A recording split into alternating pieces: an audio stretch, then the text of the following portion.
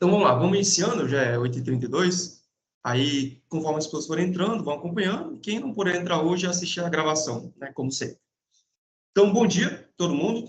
Muito obrigado novamente a quem está aqui com a gente, no mais uma apresentação do Episteme, né, mais um encontro do grupo de estudos. Hoje é o segundo encontro desse semestre, né? No primeiro encontro, foi mês passado, nós falamos um pouco sobre sono e algumas questões ali relacionadas ao tema, né? E hoje, como nós estamos no mês de setembro, que é o mês que tem, né, em alusão à campanha do Setembro Amarelo, que é uma campanha de combate e prevenção ao suicídio, nós acabamos optando por esse tema, né, de avaliação e manejo do comportamento suicida, beleza? É um tema que ele é essencial, né? Ele é muito importante, ele é crucial, principalmente para nós, estudantes de psicologia, que é a maioria aqui, se não todos. Só que fica a questão se ele é suficientemente trabalhado na faculdade, assim, sabe? A gente fica se perguntando se realmente, dentro da faculdade, a gente aprende a lidar com esse tipo de demanda ou não. A gente acaba vendo só uma questão mais superficial, assim, sabe? Vendo essa situação toda, eu conversei com o Jean, achei interessante encaixar essa temática dentro do cronograma desse semestre, entendeu? Então, a proposta aqui é ser bem diretivo, sem lero-lero, só focar mesmo na possível avaliação e intervenção nesse tipo de demanda clínica, tudo bem? E assim, nós, né, ao elaborar essa apresentação, eu tentei seguir o máximo daquelas recomendações possíveis para tratar sobre o tema, né? Por exemplo, não descrever métodos, não falar muito sobre celebridades que acabaram se suicidando.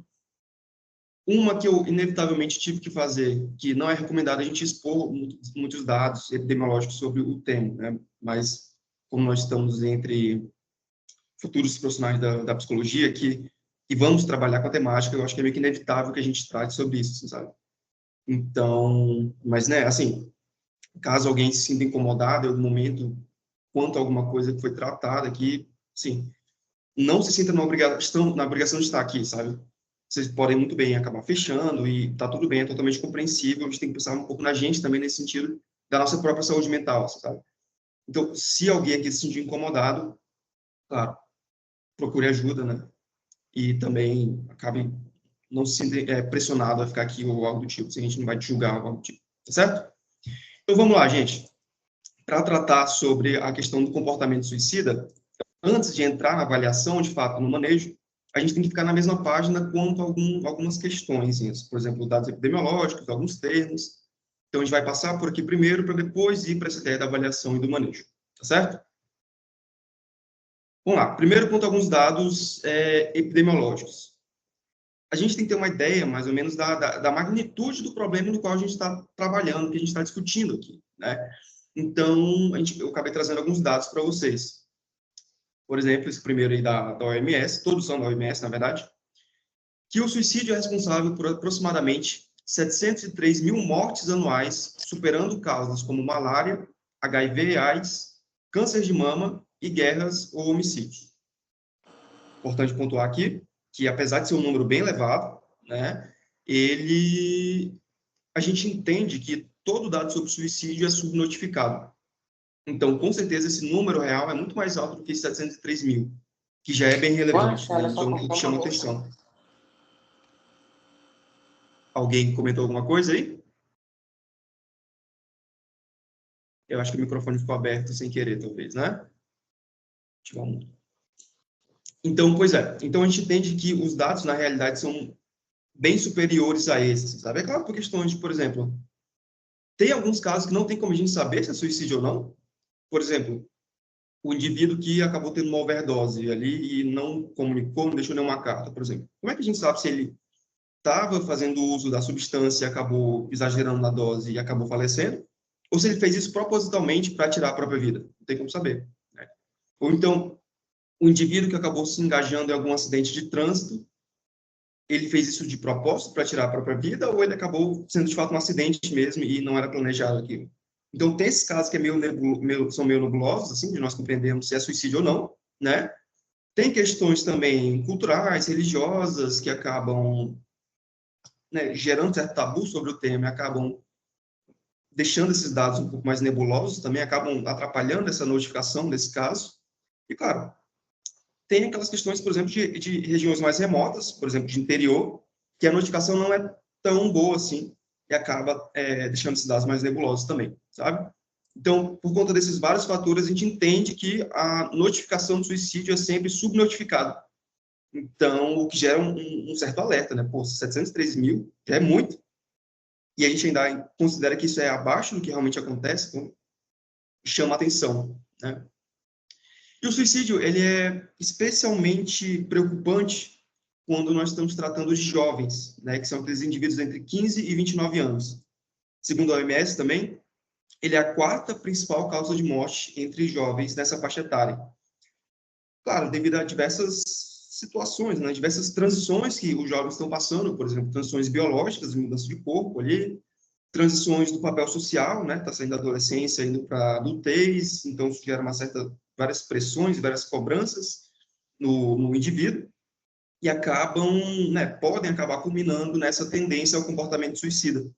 Então, essa é uma das possíveis explicações do porquê essa questão é bastante preocupante entre essa faixa etária, tá certo? Outra coisa, estima-se que para cada suicídio consumado, né, então, quando a pessoa de fato acaba se envolvendo no comportamento suicida e acaba retirando a própria vida, ocorram mais de 20 tentativas. Então, né, eu acredito que tenha ficado bem claro. Então, para cada suicídio tem 20 tentativas. E o que as pessoas entendem quando vê esse tipo de dado? Não, as pessoas que tentam suicídio, então se cortam ou fazem alguma coisa do tipo, elas não querem se matar de fato, querem chamar atenção. Tem gente que fala isso, né? Interpreta esse dado errado, eu nunca entendi muito bem por quê. Sendo que a nossa ótica, o nosso olhar tem que ser meio que pro lado contrário, assim, sabe? Preocupante, porque se 703 mil mortes anuais ocorrem, então multiplica esse número por 20 aí. Isso vai dar o número de tentativas de pessoas que estão se engajando em comportamentos para tirar a própria vida, assim, sabe? Então, isso é muito preocupante. E não com esse olhar mais simplista que geralmente as pessoas têm de que, tipo, olha, as pessoas que tentam suicídio, a grande maioria não quer se matar de fato. É isso que as pessoas entendem com esse tipo de dado, que é completamente errado e equivocado. Então, a gente precisa ter cuidado com esse olhar mais simplista, assim, sobre esse fenômeno, sabe? Então, pois é. E ali atrás, se vocês derem uma olhada, eu não sei o quão visível está esse gráfico, mas é um gráfico em crescente, assim, né? Esse gráfico, ele trata das taxas de suicídio entre jovens no contexto brasileiro. Então, ali, em 2000, se vocês forem ver, está 4,38, 4,40, uma coisa assim, em 2000, ou seja, a cada 100 mil habitantes, 4,48, 38, perdão, se suicidaram. 2000. Aí foi crescendo, foi crescendo, foi crescendo. Em 2022, chegou a 9 ponto alguma coisa. Ou seja, a cada 100 mil habitantes entre os jovens brasileiros, 9 acabaram se suicidando. Para contexto de comparação, em Roraima está 31 nesse mesmo ano, a taxa de suicídio entre jovens. Então, é um dado bem significativo, né? Tanto no contexto brasileiro, mas principalmente no contexto roraimense aqui entre os jovens. Isso é um dado bem preocupante. Meu TCC, inclusive. E aqui eu trouxe esse slide mais para destacar essa questão, né, que o nosso cérebro ele é um pouco, ele não é tão bom assim para reconhecer números muito grandes, né? Quando é uma magnitude muito grande, nós temos dificuldades em interpretar de fato a magnitude desse número, né? Então, com base naquela estatística que eu trouxe anteriormente lá no início, que por ano mais de 703 mil pessoas acabam se suicidando, para colocar isso num cronômetro, num relógio, é como se fosse uma vida perdida a cada 45 segundos. Então, a cada 45 segundos, uma pessoa retira a própria vida no mundo inteiro. No Brasil, se eu não me engano, essa mesma estatística daria uma vida perdida a cada meia hora, algo assim. Então, é um dado bem relevante, assim, né? E a questão por ser uma temática bem preocupante, fica a pergunta se nós, enquanto sociedade, estamos, de fato, fazendo o melhor que há para ser feito com base naquilo que a gente sabe para tratar dessa situação toda, assim, sabe? Nós temos, aqui no Brasil, no contexto brasileiro, a campanha do Setembro Amarelo, né, que está correndo nesse mês, e fica a dúvida até da efetividade dessa campanha pelo menos da forma como ela está sendo aplicada atualmente. Não sei se vocês viram lá no grupo um artigo que eu mandei como material de apoio, que ele trata exatamente dessa questão, que ele analisa, né, a taxa crescente de suicídio antes e depois da aplicação da campanha de Setembro Amarelo em um estado específico, lá no Ceará, se não me engano. E ele viu que após a aplicação dessa campanha, o esperado era que pelo menos a taxa se mantesse estável, ou então, né, idealmente reduzisse. Só que não, a gente viu que houve um acréscimo. Claro que não dá para determinar a causalidade, né? Não dá para dizer que a campanha de Setembro Amarelo acabou aumentando as taxas de suicídio, não é isso que a gente quer dizer. Mas fica a dúvida sobre a efetividade dessa campanha, como ela está sendo aplicada atualmente, para esse objetivo de reduzir as taxas de suicídio, assim, sabe? Então, tem até na discussão do artigo, não sei se alguém aqui chegou a ler, mas ele trata lá que uma questão bem relevante da campanha é que é o seguinte: em setembro, né, por ser um mês destinado a essa temática, assim, ao Setembro Amarelo, as pessoas se acham meio que na obrigação, talvez, ou, né, buscam comentar sobre o tema fica mais em relevância, digamos assim, né? E existem orientações para a gente tratar sobre o tema, e nem todo mundo que trata sobre o tema em setembro acaba seguindo essas orientações, né? Então, é muita gente falando sobre suicídio e muita gente falando sobre suicídio de maneira errada, o que talvez possa causar, não dá para afirmar isso, mas possa contribuir para essa não redução da taxa de suicídio durante essa época e até um possível aumento. Assim, sabe? Então, a questão é mais ou menos essa, assim, sabe? A gente ter essa noção de como nós estamos tratando sobre o tema para, né, durante esse mês de Setembro Amarelo. Porque, por exemplo, você vai abrir, principalmente, o próprio artigo traz, nas redes sociais, isso é especialmente preocupante, né? Porque as pessoas vão lá, fazem posts, gravam vídeos, postam no TikTok, no Instagram, etc., sobre suicídios de maneira não tão adequada, assim, né? E isso acaba levando, talvez, a esse aumento nessas taxas. Outra coisa, será se essa campanha, do jeito que ela é aplicada atualmente, ela está sendo bastante efetiva? Quando as pessoas, por exemplo, não sabem direito o que um CAPS faz, qual é a função de um CAPS ali para o serviço de saúde mental? Será se a campanha Setembro Amarelo realmente está sendo efetiva quando as pessoas não sabem, por exemplo, como procurar atendimento psicológico na OBS? Será se a campanha Setembro Amarelo está sendo efetiva quando, por exemplo, eu já ouvi relatos, não sei o quão verídico é isso, mas que tu vai no HGR, tu vai em algum hospital e o psicólogo às vezes nem tem sala para atender direito ali os pacientes dele. Não sei se é verdade, já ouvi relatos. Né? Então, mas a gente sabe, né, que a saúde mental ela é bem deteriorada no setor público. Então, a questão é, será se os nossos esforços durante esse mês da campanha de Setembro Amarelo estão sendo devidamente direcionados para onde deveriam estar sendo, ou eles estão sendo mal direcionados de alguma maneira, sabe? Não sei se fez sentido essa questão, mas só para a gente pensar um pouco se nós estamos, de fato, enquanto sociedade, fazendo o melhor que a gente poderia fazer com base naquilo que a gente sabe atualmente, o que funciona e o que não funciona. Entendeu? Então, beleza. Vocês lembram daquela estatística, né, daquela estimativa que eu apresentei anteriormente, de que a cada suicídio consumado, né, a cada pessoa que de fato tira a própria vida, ocorrem mais de 20 tentativas de suicídio, né? E como é que ocorre, geralmente, em média, né, quando a pessoa de fato tenta suicídio, acaba não efetivando, olha, eu usei um termo errado, efetivando, não sei se é um termo muito bom, não. Consumando, de fato, concluindo, de fato, né, se engajando nesse comportamento de tirar a própria vida, né, quando ele, de fato, tira a própria vida, se mata. O que acontece, geralmente?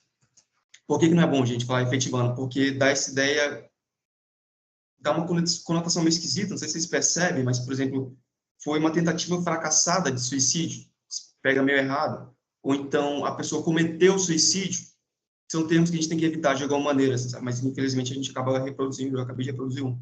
Então é bom evitar esse tipo de termo, sabe? É bom ser mais técnico, por exemplo, se suicidou, então tirou a própria vida, etc.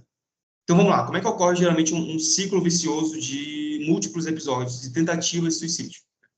A pessoa se engaja no comportamento ali autolesivo com a intenção de se matar, né? Então tem uma tentativa de suicídio. Ela então é hospitalizada, né? Após essa tentativa, fica ali hospitalizada até ela se ficar estável, né? Então, após a estabilidade, ela acaba retornando à vida anterior dela, né, para casa, para o contexto dela, que foi exatamente, né, aquele contexto em que acabou gerando essa ideação suicida que ela tinha de tirar a própria vida. Então, às vezes, né, o que acaba acontecendo é justamente o retorno dos sintomas e o retorno da ideação, porque ela voltou para aquele mesmo contexto ali que ela estava, entendeu? Então, né, isso acaba retornando novamente os sintomas e a ideação, o que, consequentemente, acaba gerando alguns problemas na vida do indivíduo, acaba gerando prejuízos, né? Por exemplo, nas relações interpessoais, no trabalho, nos estudos, etc. Esses problemas, esses prejuízos devido a esses sintomas, acabam agravando, né, esses próprios sintomas e a ideação suicida, e podem acabar culminando em outra tentativa de suicídio, que aí vira esse ciclo aqui. Quando não, quando há essa intensificação dos sintomas e da ideação e não há uma tentativa, o que pode ocorrer também? A pessoa é encaminhada para algum tipo de tratamento adicional. Então, beleza, estou com sintomas aumentando ali, a ideação também. Então, a pessoa é encaminhada, por exemplo, para um tratamento de própria psicoterapia, ou então um tratamento que não tem tanto embasamento assim, por exemplo, uma constelação familiar, uma aromaterapia, ou etc. Ou então uma terapia, até psicoterapia, que não é tão bem conduzida assim pelo próprio terapeuta, né? Que o que acaba culminando? O indivíduo vê que não está fazendo tanto efeito assim para ele, não está ajudando tanto, ele acaba ficando cético, né? Pô, isso aqui não está me ajudando tanto, e, né, isso gera certo ceticismo, certa desesperança, e esse ceticismo em relação ao tratamento acaba gerando desesperança nele quanto a essa perspectiva de melhora, que pode culminar em outra tentativa, que aí gera hospitalização, se não for concluída, retorno dos sintomas, e aí vira esse ciclo de múltiplos episódios, até, né, eventualmente acabar sendo consumado o comportamento suicida. Então, entendeu como é delicado essa situação, assim, sabe? Então, a gente tem que aprender como, de fato, intervir aqui, como saber, claro, na medida do possível, enquanto terapeutas, né? Claro que a gente não vai saber, não vai conseguir resolver a vida do indivíduo, mas dentro das nossas capacidades, o que a gente pode fazer para talvez amenizar esse sofrimento e acabar interrompendo esse ciclo de alguma maneira, sabe? Mas antes de tratar, né, sobre como possivelmente avaliar e manejar esse tipo de caso, brevemente, é importante que a gente entenda exatamente do que a gente está avaliando, o que a gente está manejando.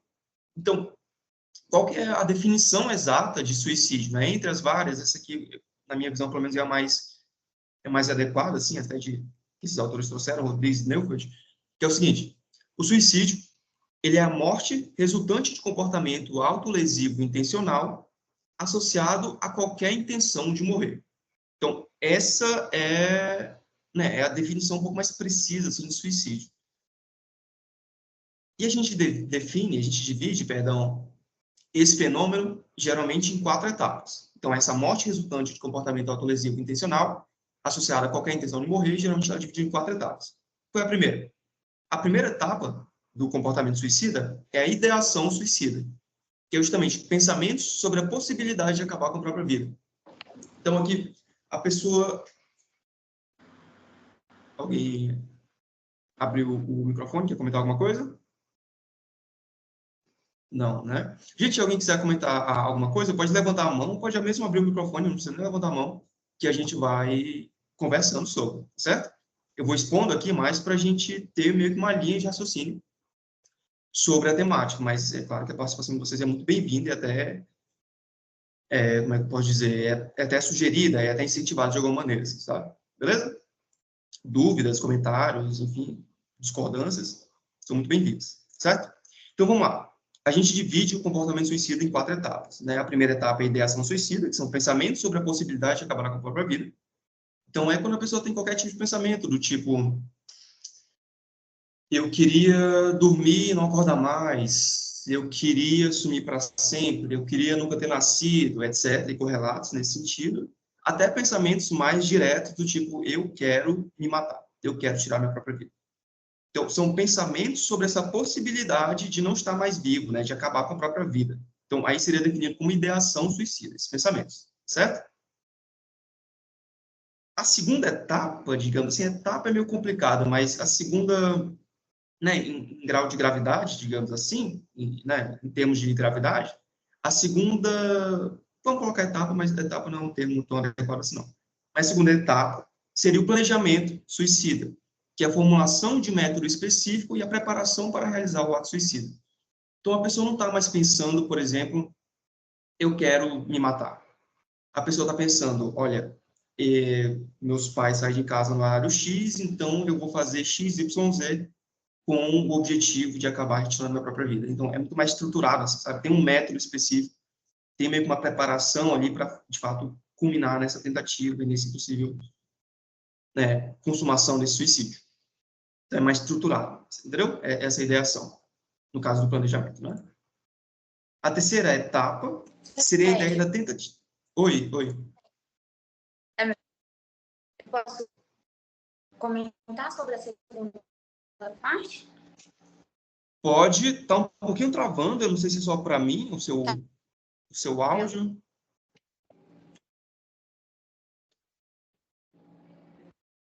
Tá, Você quer tentar tirar o vídeo para comentar, para ver se o...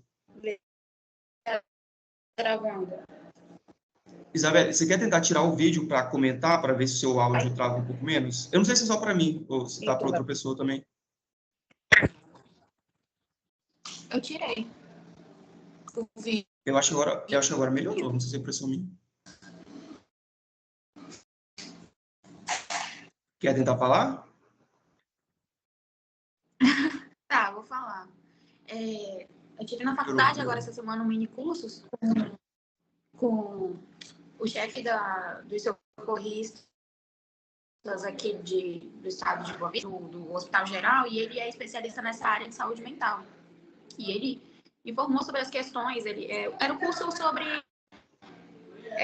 técnicas e práticas, basicamente o nosso estudo de hoje. E ele, quando ele trouxe essa questão do planejamento para nós, ele trouxe muito também que, às vezes, o planejar, ele não precisa ser totalmente estruturado.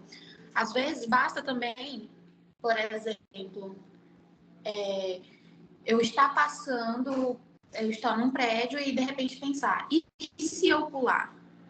Isso, para ele, já é um planejamento, né? Segundo ele, segundo os estudos lá, ele diz planejamento.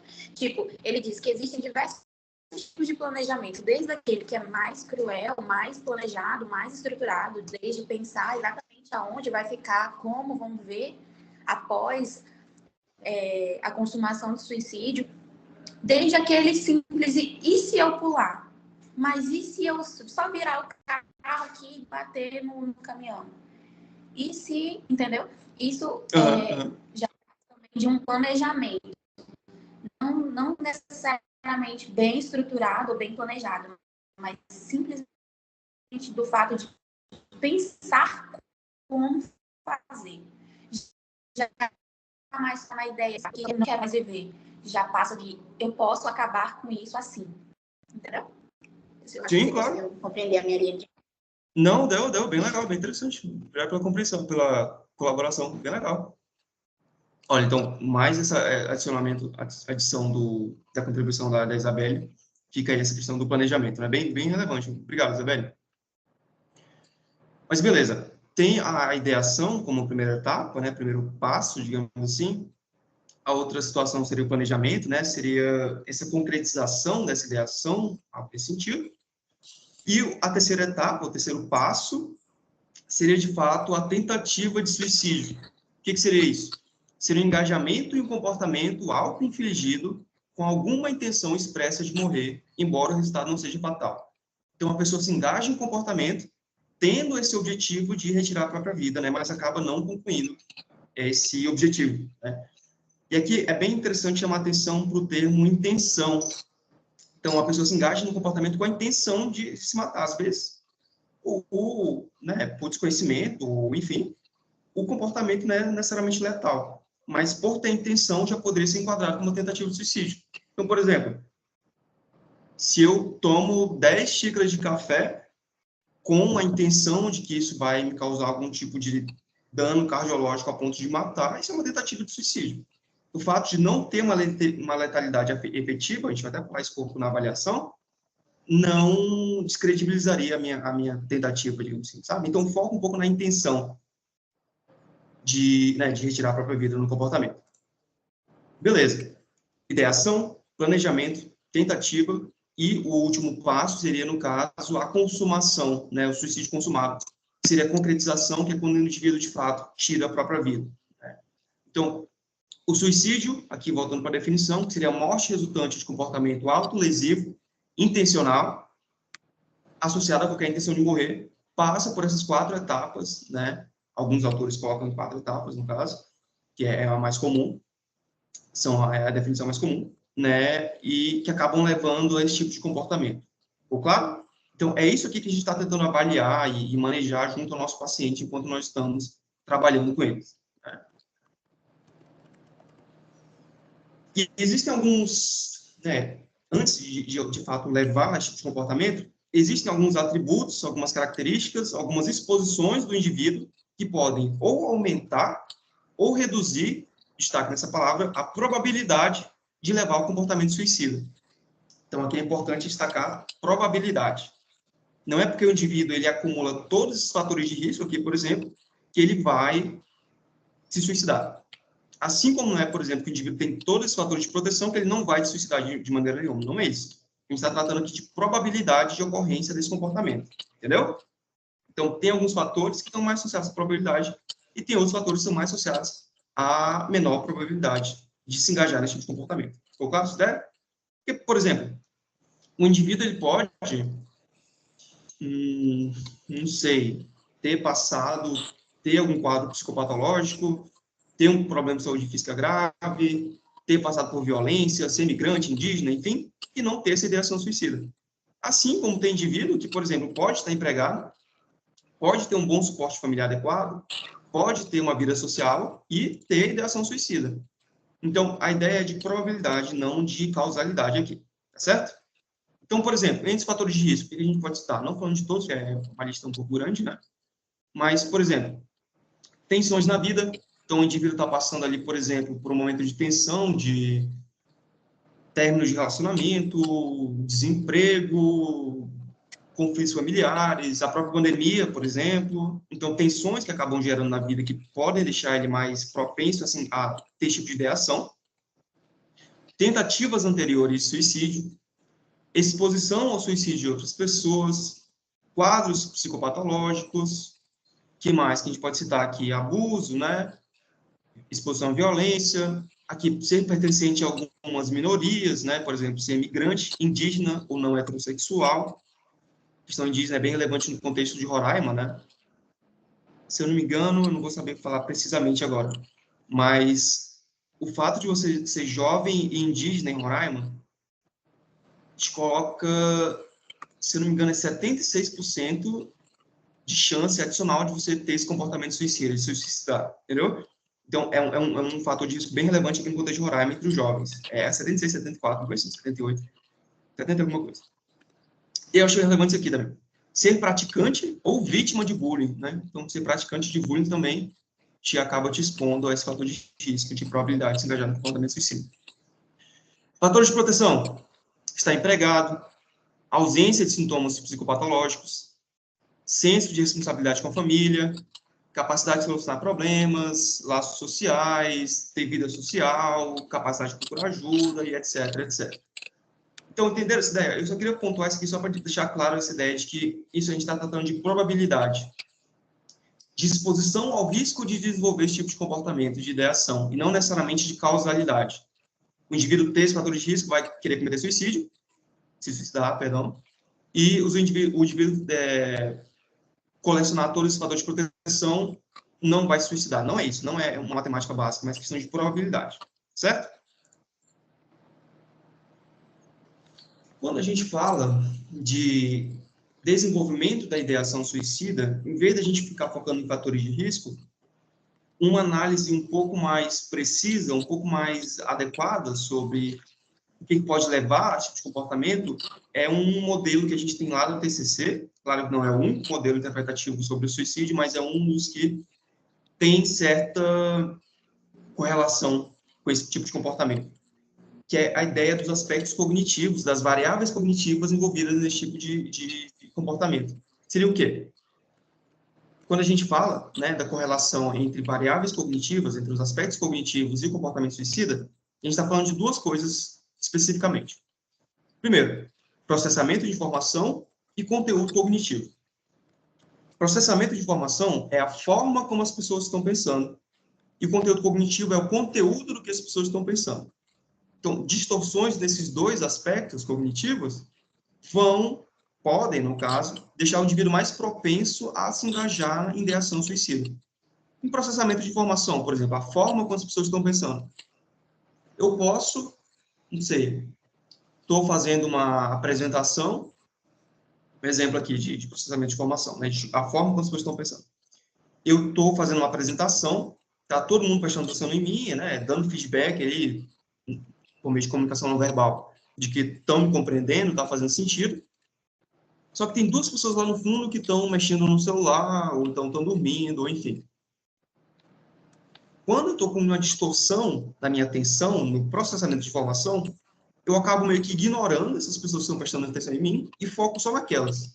Então, eu foco naquelas que pensam, cara, mano, minha apresentação está um lixo, não está legal não, eu não estou sabendo expressar minhas ideias, e assim por diante.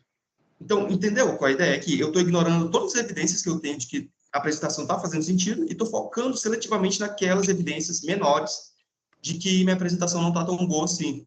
Então, essa distorção nesse processamento da informação, né, na forma como eu estou pensando, é um dos exemplos do que pode levar ao desenvolvimento da ideação suicida. Entendeu? Por outro lado, o conteúdo do que as pessoas estão pensando é, por exemplo, não sei, eu tenho o pensamento específico de que a minha família toda não me ama, ou então que, não sei, ninguém faz questão de mim, ou então que eu sou um peso para todo mundo, etc. Então, entendeu? Uma coisa é o processamento de informação, como eu estou captando as informações do ambiente, como eu estou processando essa informação, como eu estou resgatando memórias, assim por diante. E outra coisa é o conteúdo expresso do meu pensamento, que é, por exemplo, minha família me odeia, eu sou um peso para todo mundo, etc. Eu vou entrar um pouco melhor nessas duas variáveis, mas só para ficar claro que essas duas variáveis, de acordo com o modelo da TCC, estão correlacionadas ao desenvolvimento da ideação suicida. Entendeu? Então, vamos lá. Primeiro, quanto ao processamento da informação, mais especificamente. Vou trazer alguns exemplos aqui. Vamos lá. Processamento da informação é a forma como as pessoas estão pensando, né? Aquele exemplo ali que eu citei, por exemplo. Então, quais são os tipos de distorção no processamento de informação que podem levar ao desenvolvimento da ideação suicida? Separei 4 exemplos aqui, mas tem mais, mas eu separei 4 da referência que eu peguei, né? Está até na quinta referência, posso até mandar no grupo, mas eu separei 4 que eu achei mais relevantes aqui de ser apresentado. Quais são elas? Primeiro, alocação de atenção, que é exatamente esse exemplo que eu acabei de falar, né? Que é a tendência em direcionar a atenção para aspectos negativos do ambiente, que confirmam as crenças desadaptativas. Ou seja, eu já tenho uma crença de que eu sou um pouco incompetente, sei lá, ou então de que as pessoas não gostam de mim, ou etc. Eu tenho essa crença já. E quando eu vejo duas pessoas mexendo no celular, eu foco naquela informação do ambiente para confirmar essa minha crença de que eu sou incompetente. Isso me deixa, né, cada vez pior. Enfim. Então, a alocação da atenção seria nesse sentido, assim. Claro? Só que, além disso, tem outros processos também. Por exemplo, o pensamento dicotômico, que é a tendência em fazer de julgamentos extremos e polarizados, com pouca consideração dada as informações ou evidências que podem levar a uma avaliação mais equilibrada. Então, por exemplo, eu faço psicologia, né? Eu tive, né? Estou para me formar agora no meio do ano que vem, eu estou no 10º semestre, eu tive um bom desempenho, assim, na maior parte do curso.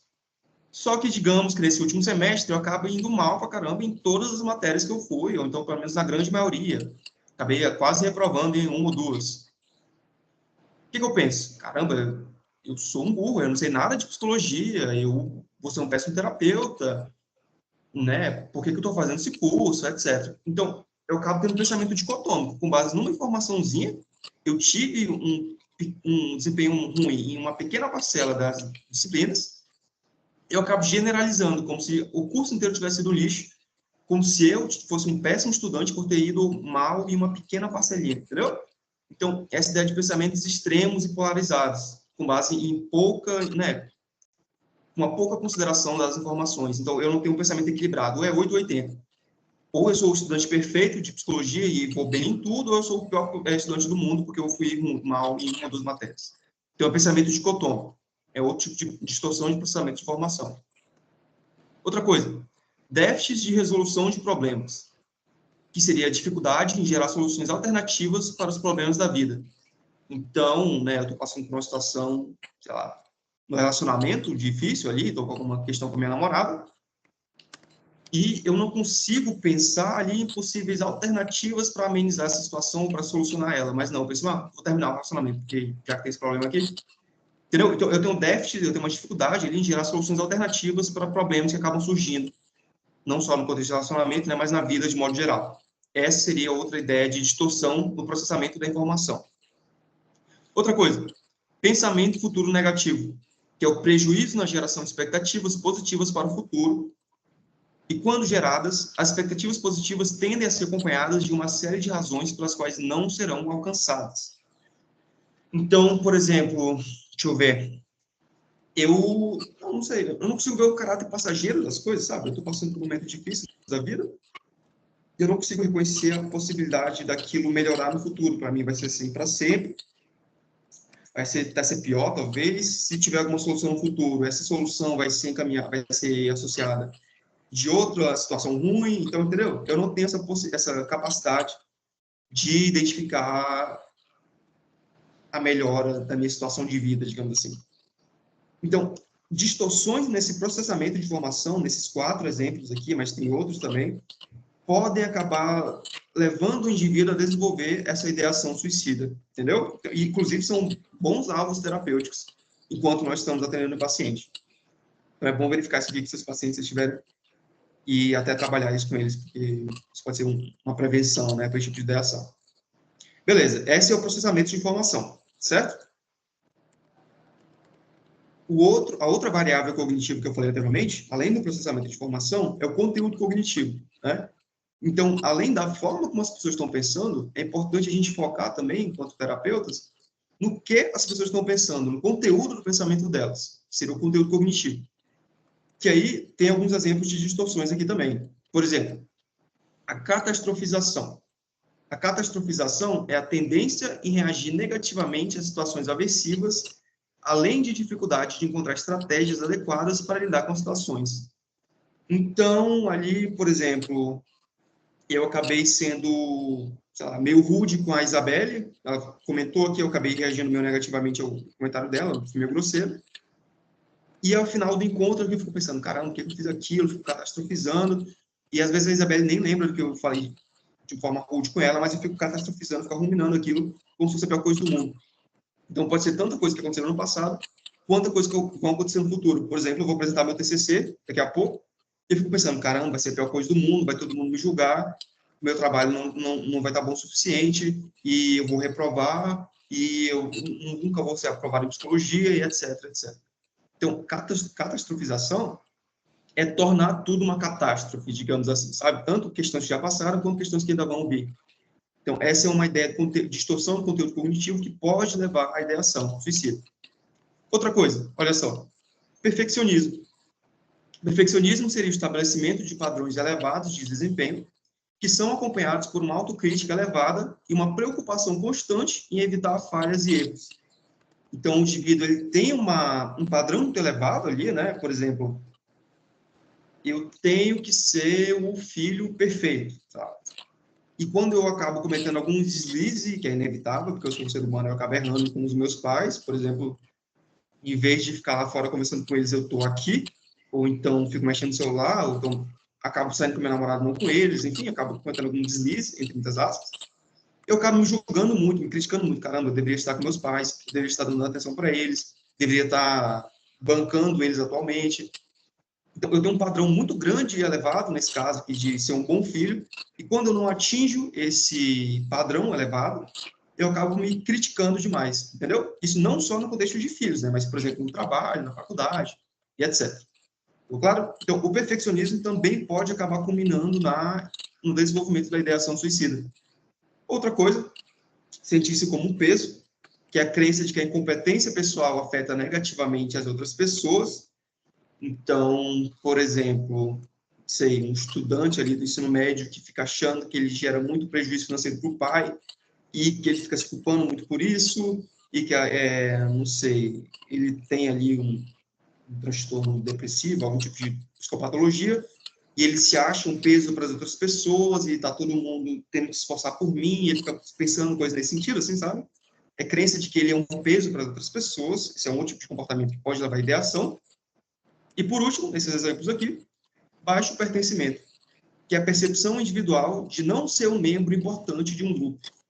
Então, ninguém faz questão para mim, né, da minha presença ali ou não, né, tanto faz como tanto fez. E, né, essa distorção cognitiva, né, essa percepção individual que eu não sou membro importante de um grupo, acaba podendo culminar no desenvolvimento da ideação suicida. Entendeu? Então, aqui são alguns exemplos de conteúdo cognitivo também, que é outra variável cognitiva que pode culminar no desenvolvimento da ideação suicida e também são possíveis alvos terapêuticos dentro do contexto da terapia. Então, quando você está com o paciente, ele acaba apresentando algum dessas distorções, digamos assim, desses exemplos, você pode muito bem trabalhar junto com ele e pode ser importante, né, para aliviar o sofrimento dele. Então, ficou clara essa ideia de como a TCC, mais ou menos, o modelo explicativo da TCC compreende o que pode desenvolver a ideação suicida? Ficou claro para vocês? Alguém tem alguma ideia quanto ao que a gente apresentou nessa primeira sessão?